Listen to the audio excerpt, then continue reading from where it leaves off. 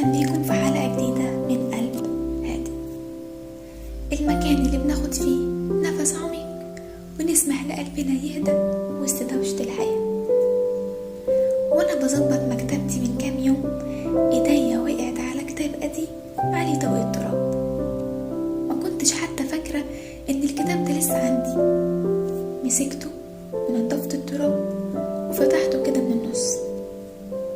الغريب إني لقيت ورقة مطوية جوه مكتوبة بخط إيدي من سنين.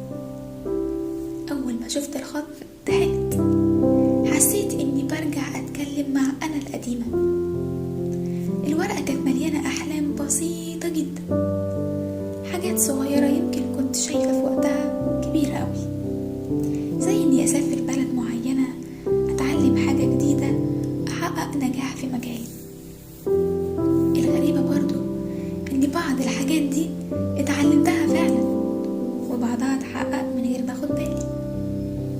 وقتها اتأثرت جدا، لأننا ساعات بنجري ورا الجديد وننسى إننا بالفعل اتحركنا خطوات كبيرة.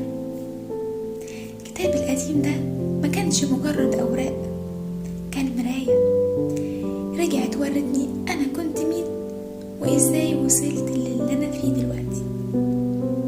اللي اتعلمته يومها إن أحلامنا مش بتضيع، حتى لو نسيناها بتفضل متخزنة جوانا زي ورقة في كتاب قديم. ويمكن تيجي لحظة نفتح فيها الكتاب ونلاقي نفسنا قدام الحقيقة، إننا مش واقفين في مكاننا، وإن خطواتنا الصغيرة اللي ما حسبناهاش كانت هي اللي بتقربنا. الأحلام زي البذور، ممكن تزرعها وتنسى، لكن مع الوقت بتكبر بهدوء. يمكن مش بالسرعة اللي نفسك فيها، لكن في الوقت الصح. وكل مرة تفتكر حلم قديم، افتكر انك اقرب له من اللي كنت متخيله. وبكده تكون خلصت حلقة النهاردة من قلب هادئ. قولولي في الكومنتات ايه الحلم القديم اللي رجع فجأة وفكركم بنفسكم وبالطريق اللي ماشيين فيه.